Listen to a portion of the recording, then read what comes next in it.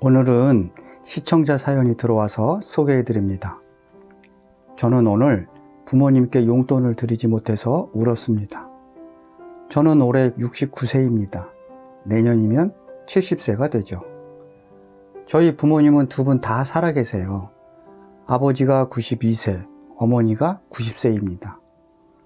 제 삶도 벅차고 힘든데 처가 부모님까지 네 분을 챙기는 게 너무 힘듭니다.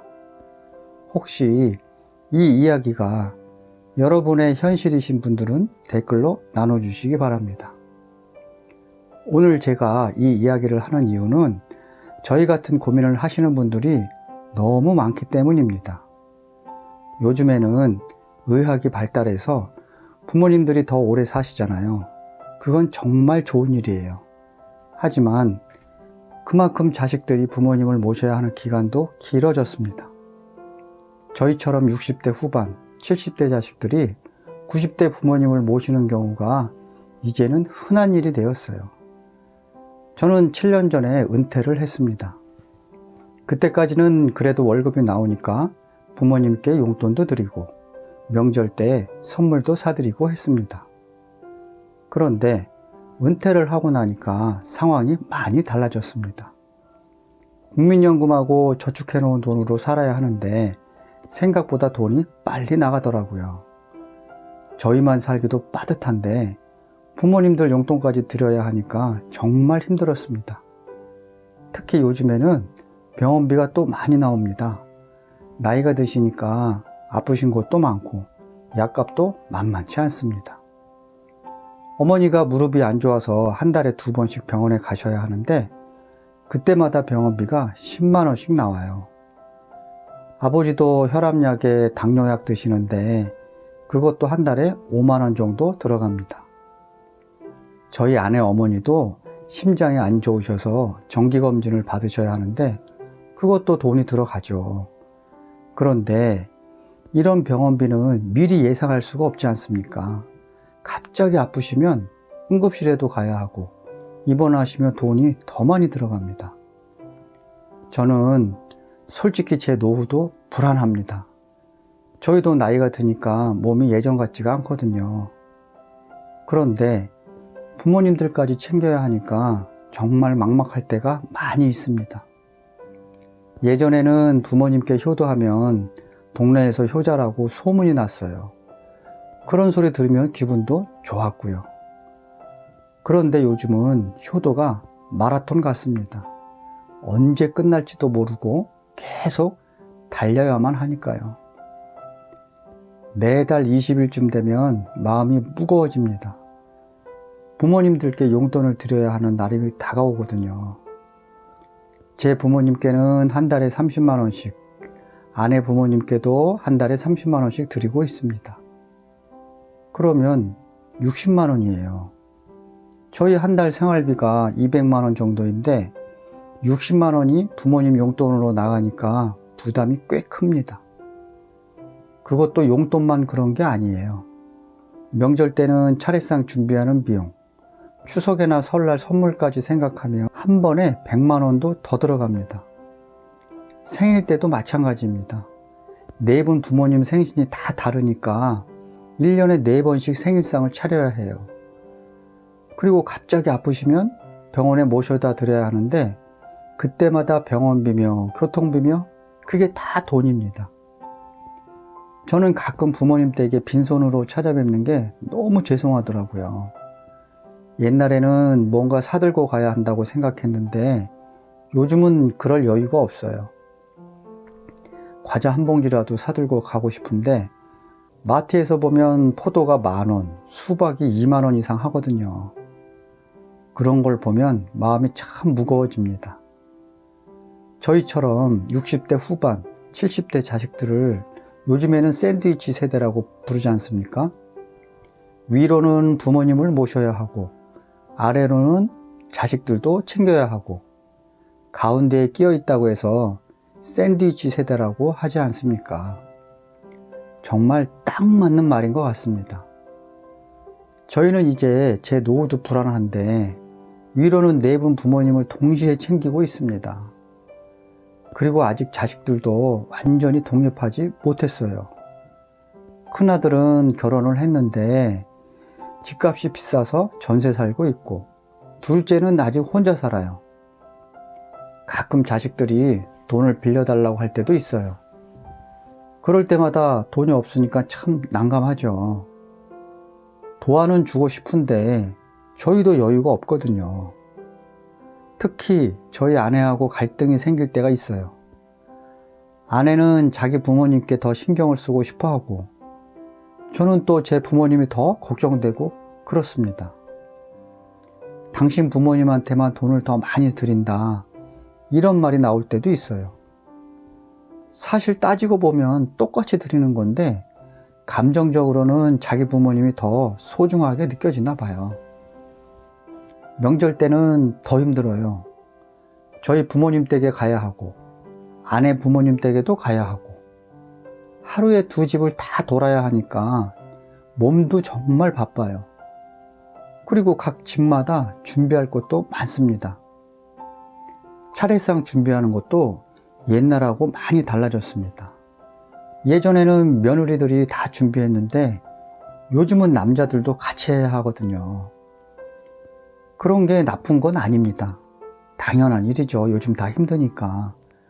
그런데 저희 나이가 되니까 체력적으로 힘들 때가 너무 많습니다. 가장 마음 아픈 건 부모님들이 돈은 안 줘도 된다, 이렇게 말씀하실 때예요. 우리는 괜찮으니까 너희들 쓸 거 써라, 이렇게 말씀을 하시거든요. 그런데 그 말씀이 오히려 더 마음이 아파요. 정말 괜찮아서 하시는 말씀이 아니라는 걸 저는 알고 있으니까요. 부모님들도 용돈이 필요하세요. 친구들하고 차 한잔 마시러 가시고 싶으시고, 가끔은 맛있는 것도 사드시고 싶으실 겁니다. 그런데 자식들 눈치를 보시는 거죠. 아버지가 가끔 요즘 담뱃값이 많이 올랐더라, 그렇게 말씀을 하시는 거예요. 그럴 때마다 저는 마음이 찔려요. 담배 한 갑이 4,500원인데 그것도 부담스러워 하시는구나 하는 생각이 들거든요. 어머니도 마찬가지예요. 시장에 가셔서 생선을 사고 싶지만 비싸니까 포기하시는 모습을 볼 때가 제가 있어요. 그런 모습을 보면 정말 죄송하고 미안합니다. 저희가 더 여유가 있으면 부모님들께 용돈도 더 많이 드리고 맛있는 것도 많이 사드릴 텐데 말이죠. 가끔은 부모님하고 저희 사이가 예전만큼 가깝지 않다는 것을 느낍니다. 돈 때문에 서로 눈치를 보게 되거든요. 부모님은 자식들한테 부담을 주기 싫어서 아픈 것도 참으시고 필요한 것도 말씀을 안 하세요. 저희도 솔직히 부모님 댁에 가는 게 부담스러울 때가 있고요. 빈손으로 갈 수는 없고, 그렇다고 뭘 사가자니 돈이 들고, 이런 상황이 계속 되니까 만나는 횟수도 줄어들더라고요. 예전에는 일주일에 한 번씩 갔는데 요즘은 한 달에 2번 정도밖에 못 갑니다. 그러면은 또 마음이 무거워져요. 효도를 제대로 못하고 있는 건 아닌가 하는 그런 생각이 들거든요. 그러다가 몇 달 전에 깨달은 게 있습니다. 제가 부모님께 돈을 많이 드리는 게 효도의 전부가 아니라는 걸 알았습니다. 어느 날 아버지가 혼자 계시길래 병원에 모셔다 드린 적이 있습니다. 그때 정기검진 하는 날이었는데요. 병원에서 기다리는 동안 아버지가 제 손을 꼭 잡으시더라고요. 고맙다, 바쁜데 데려다 줘서, 이렇게 말씀을 하시는데 그때 제가 느낀 게 많았습니다. 아버지가 원하시는 건 큰 돈이 아니라 관심이었구나 하는 생각이 들었습니다. 물론 용돈도 많이 드리고 병원에도 모셔다 드리고 하면 뭐 더 할 나이가 없겠지만요. 그 다음부터는 용돈을 조금 줄이더라도 부모님과 함께 보내는 시간을 늘렸습니다. 어머니가 무릎이 아프시다고 하면 직접 가서 파스를 발라드립니다. 또 아버지가 전구가 나갔다고 하시면 바로 달려가서 갈아드립니다. 전기공을 부르면 출장비가 3만 원인데 제가 직접 갈면 전구는 2,000원 밖에 안 하거든요. 어머니가 김치를 담그신다고 하시면 저희 아내가 가서 같이 도와드립니다.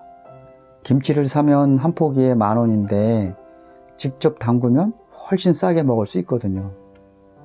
그런데 이렇게 찾아뵙는 것도 저희 같이 가까운 곳에 사시면 그나마 괜찮은데 부모님이 멀리 사시는 분들은 이렇게 하는 게 쉽지 않으실 겁니다. 그리고 부모님들이 외로워하실 때가 많아요. 친구들이 하나둘씩 돌아가시니까요. 그래서 날씨 좋은 날에는 부모님을 모시고 공원에 산책도 하러 갑니다. 그냥 벤치에 앉아서 이야기하는 것만으로도 부모님은 좋아하시더라고요. 가끔은 부모님께서 옛날 이야기를 해주시곤 합니다. 저희가 어렸을 때 어떻게 키우셨는지, 고생스러웠던 일들을 말씀을 해주시거든요. 그런 이야기를 들으면서 부모님의 사랑을 다시 한번 느껴보곤 합니다. 요즘에는 용돈은 조금 줄였지만 대신 다른 방법으로 효도를 하려고 하고 있습니다. 반찬을 해서 갖다 드리기도 하고, 청소를 해드리기도 하고, 가전제품이 고장나면 고쳐드리기도 합니다. 부모님들도 이런 게 더 좋으신 것 같습니다. 돈보다는 자식이 자주 와서 안부를 묻는 게 더 기쁘신 것 같거든요. 이제 저는 깨달았습니다. 효도의 모습이 옛날하고 달라졌다는 걸요. 옛날에는 자식이 성공해서 부모님께 큰 집 사드리고 용돈 많이 드리는 게 그게 효도였습니다. 하지만 요즘은 상황이 많이 다르죠. 자식들도 경제적으로 여유가 없습니다. 그렇다고 해서 효도를 포기할 수는 없잖아요. 지금 시대의 효도는 부모님과 함께 시간을 보내는 겁니다. 관심을 갖고 자주 안부를 묻는 거지요. 부모님이 아프시면 병원에 모셔다 드리고, 외롭다고 하시면 이야기 상대가 되어드리면 되는 겁니다. 그리고 부모님의 생활비 부담을 조금이라도 줄여드리는 것도 효도라고 생각합니다. 반찬을 해드려서 식비를 절약하게 해드리고, 고장난 걸 고쳐드려서 수리비를 아끼게 해드리는 것도 효도 중에 하나일 겁니다. 돈이 많이 없어도 마음은 충분히 전할 수 있거든요.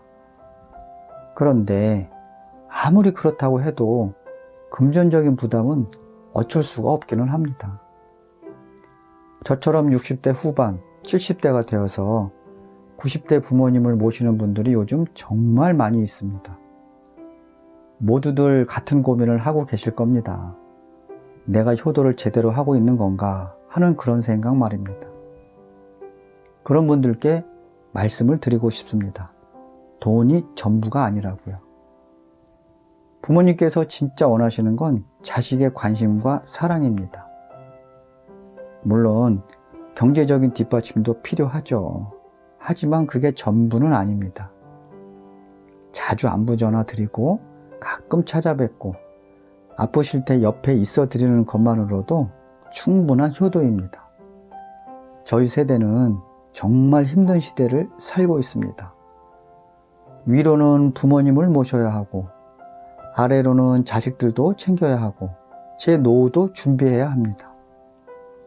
하지만 이런 상황에서 포기하지 않고 나름대로 최선을 다하는 것, 그것이 바로 우리 시대의 효도라고 생각을 합니다. 여러분도 힘들겠지만 너무 자책하지 마십시오. 지금 할 수 있는 만큼만 하는 것도 충분한 효도라고 생각을 합니다. 부모님께서는 여러분의 마음을 다 알고 계실 거예요. 여러분, 힘들다고 생각하시면 더 힘들어지니까 사연자님의 말씀처럼 좋은 쪽으로 또 긍정적으로 생각하시면서 그렇게 살면 그래도 조금 낫지 않을까요? 저도 이 얘기를 보면서 동질감을 정말 많이 느꼈습니다. 모두 힘내시기 바랍니다. 오늘 준비한 이야기는 여기까지입니다. 감사합니다.